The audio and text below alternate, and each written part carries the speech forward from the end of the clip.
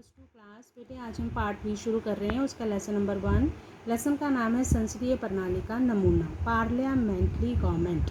बेटा सरकार के 3 अंग होते हैं, हम +1 में पढ़ चुके हैं, कार्यपालिका, विधानपालिका और न्यायपालिका।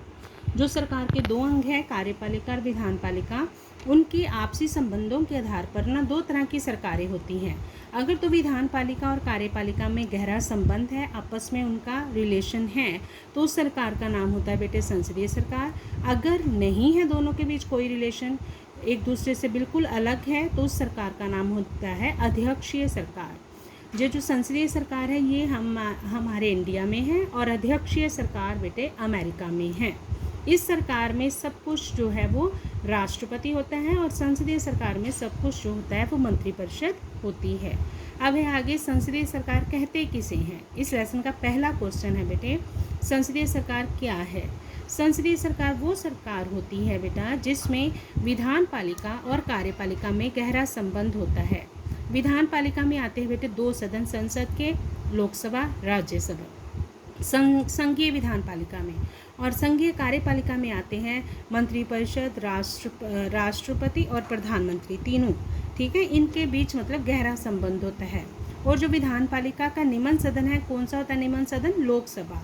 उसके प्रति कार्यपालिका के सदस्य मतलब मंत्री उत्तरदायी होते हैं, रिस्पॉन्सिबल होते हैं। मतलब मंत्रियों को अपने किए हुए हर काम के लिए उसे जवाब देना पड़ता है। किसे बेटा?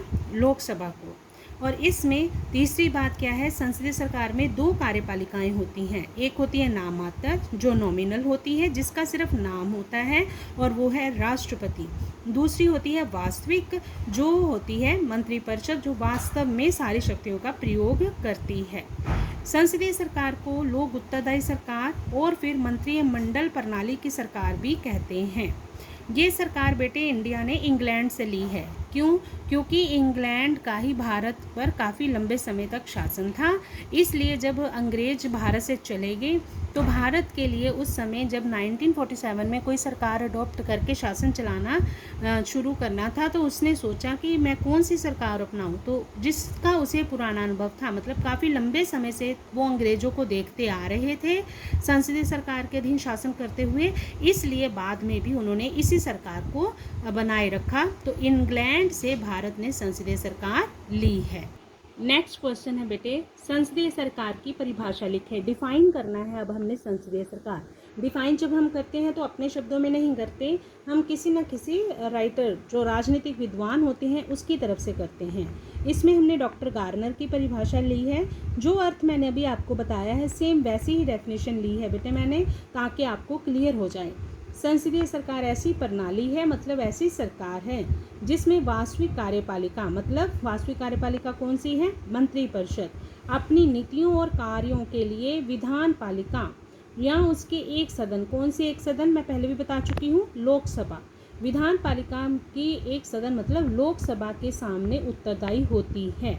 और जबकि जो नामात्र अध्यक्ष होता है, कौन है नामात्र अध्यक्ष? राष्ट्रपति। राष्ट्रपति जो होता है वो उत्तरदायित्वहीनता की स्थिति में रहता है। उत्तरदायित्वहीनता मतलब कोई जिम्मेवारी वो नहीं उठाता, वो गैर जिम्मेदार ही बना रहता है, क्योंकि वो नॉमिनल हेड होता है। रियल हेड जो है वो मंत्रिपरिषद होती है।